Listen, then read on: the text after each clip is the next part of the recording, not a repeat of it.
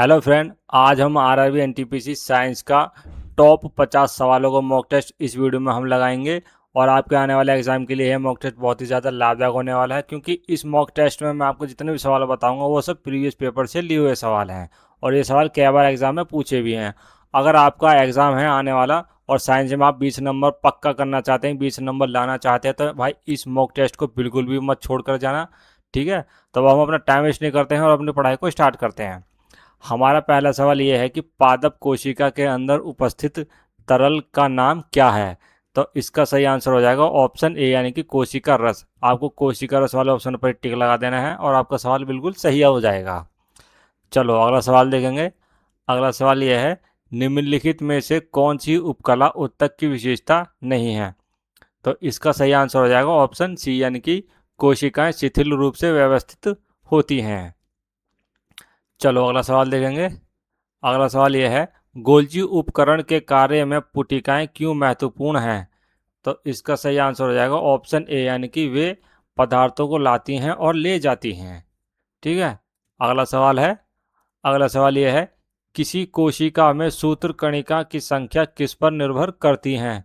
तो इसका सही आंसर हो जाएगा ऑप्शन डी, यानी कि कोशिका की क्रियाशीलता पर। चलो अगला सवाल देखेंगे। दोस्तों, मॉक टेस्ट अच्छा लगा तो इसको लाइक ज़रूर कर देना। अगर कोई डाउट हो तो उसको कमेंट करना, मैं उसका आपको रिप्लाई करूँगा तुरंत। ठीक है, अगला सवाल देखेंगे। तंत्रिका ऊतक में प्रोटीन संश्लेषण के लिए कौन उत्तरदायी होता है। तो इसका सही आंसर हो जाएगा ऑप्शन बी, यानी कि निश्चल कणिकाएं जो हैं वो उत्तरदायी होती हैं। अगला सवाल देखेंगे। अगला सवाल यह है कि निम्नलिखित में से कौन सा कार्य गोल्जी कॉम्प्लेक्स से संबंधित नहीं है। तो इसका सही आंसर हो जाएगा ऑप्शन डी, यानी कि पदार्थों के प्रवेश और निकास की अनुमति देना। ठीक है, अगला सवाल है, अमीबा को भोजन प्राप्त करने में कौन सहायता करता है। तो इसका सही आंसर हो जाएगा ऑप्शन सी, जो है प्लाज्मा झिल्ली जो है वो अमीबा को भोजन प्राप्त करने में सहायता करता है। चलो अगला देखेंगे सवाल। बहुकोशिकीय जीव में प्रत्येक कोशिका जीवित रहने में कैसे सहायता करती है। तो इसका आंसर हो जाएगा श्रम विभाजन का पालन करके, यानी कि ऑप्शन डी इसका सही आंसर हो जाएगा। अगला सवाल देखेंगे। मुकुलन का सही क्रम कौन सा है। ये चार ऑप्शन दिए गए हैं, इनमें से मुकुलन का एक सही क्रम है, वही आपको देखना है। तो इसका सही आंसर है ऑप्शन बी, यानी कि मुकुल निर्माण, उसके बाद केंद्र विभाजन, उसके बाद कोशिका द्रव्य विभाजन, उसके बाद पृथक्करण। ये जो है मुकुलन का सही क्रम होता है। अगला सवाल देखेंगे। अगला सवाल ये है कि एक कोशिकीय जीवों में अपशिष्ट निष्कासन किस प्रकार होता है। तो इसका सही आंसर हो जाएगा सरल विसरण के द्वारा, यानी कि ऑप्शन डी इसका सही आंसर हो जाएगा। अगला सवाल है। अगला सवाल यह है कि द्विविखंडन प्रक्रिया में किसकी संभावना सबसे कम होती है। तो इसका सही आंसर हो जाएगा ऑप्शन बी, यानी कि आनुवांशिक पदार्थ का असमान विभाजन। चलो अगला देखेंगे सवाल। अगला सवाल यह है कि कोशिका द्रव जिस जलीय पदार्थ से बना होता है उसे क्या कहते हैं। तो उसको कहते हैं साइटोसोल, यानी कि ऑप्शन सी इसका बिल्कुल सही आंसर हो जाएगा। दोस्तों, वीडियो को लाइक ज़रूर कर देना एक। अगला सवाल देखेंगे। अगला सवाल यह है कि प्याज के छिलके की कोशिकाओं के अध्ययन से क्या निष्कर्ष निकलता है। तो इसका सही आंसर है ऑप्शन ए, यानी कि सभी प्याज जो हैं कोशिकाओं से बने होते हैं। ठीक है, चलो अगला सवाल देखेंगे। अगला सवाल यह है कि रिक्तिकाओं के संबंध में कौन सा कथन गलत है। तो इसके संबंध में जो कथन है वो गलत है, ये प्रोटीन संश्लेषण करती हैं, ये कथन बिल्कुल गलत है। चलो अगला देखेंगे सवाल। पादप कोशिका में रिक्तिका कोशिका के आयतन का कितना भाग घेरती है। तो इसका सही आंसर हो जाएगा ऑप्शन डी, यानी कि 50 से 90% तक जो है वो भाग घेरती हैं। अगला सवाल है, एटीपी के अंतिम फॉस्फेट बंध के टूटने पर कितनी ऊर्जा मुक्त होती है। तो इसका सही आंसर हो जाएगा ऑप्शन बी, यानी कि 30.5। अगला देखेंगे। अगला सवाल यह है कि कौन सा कोशिकांग स्टार्च, तेल और प्रोटीन का भंडारण करता है। तो इसका सही आंसर हो जाएगा ऑप्शन बी, यानी कि अवर्णी लवक। चलो अगला देखेंगे सवाल। निम्नलिखित में से कौन कोशिकांग नहीं है। तो इसका सही आंसर हो जाएगा ऑप्शन डी यानी कि कोशिका द्रव्य है। चलो अगला देखते हैं सवाल। सरल स्क्वैमस उपकला विसरण में सक्षम क्यों होती है? ठीक है, तो इसका आंसर हो जाएगा ऑप्शन सी यानी कि पतली और चपटी कोशिकाओं के कारण। ठीक है, अगला देखेंगे सवाल। अगला सवाल यह है कि माइटोकॉन्ड्रिया के संबंध में कौन सा कथन सही है? तो इसके संबंध में जो है ऑप्शन डी वाला कथन बिल्कुल सही है, यानी कि आंतरिक झिल्ली अत्यधिक वलित होती हैं।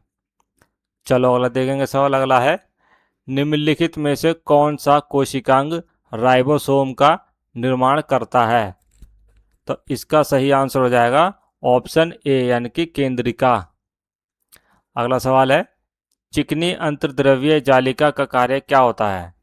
तो इसका कार्य होता है लिपिड का निर्माण करना, यानी कि ऑप्शन बी इसका बिल्कुल सही आंसर हो जाएगा।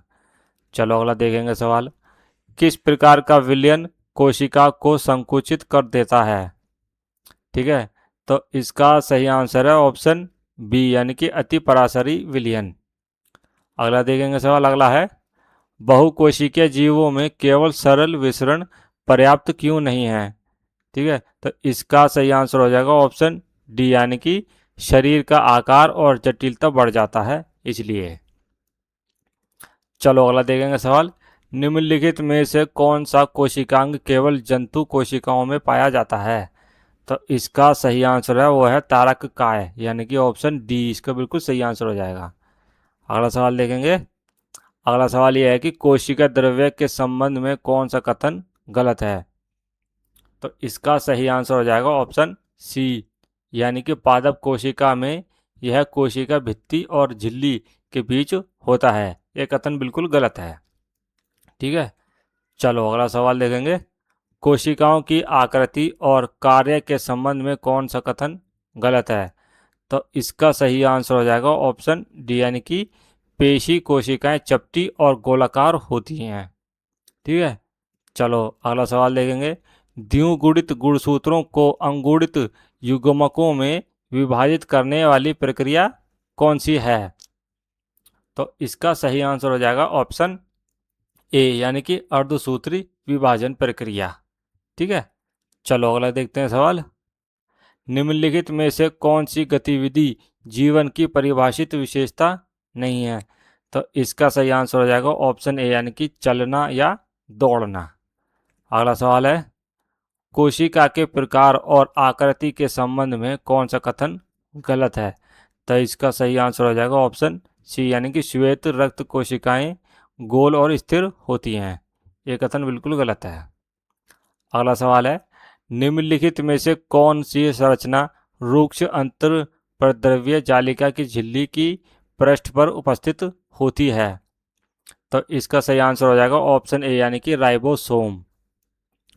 चलो अगला सवाल देखते हैं। अगला सवाल यह है कि माइटोकॉन्ड्रिया विशेष क्यों होते हैं? तो इसका सही आंसर हो जाएगा ऑप्शन ए यानी कि इनमें विशेष का डीएनए और राइबोसोम पाए जाते हैं।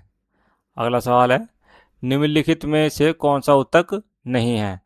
तो इसका सही आंसर है ऑप्शन ए यानी लाल रक्त कणिकाएं।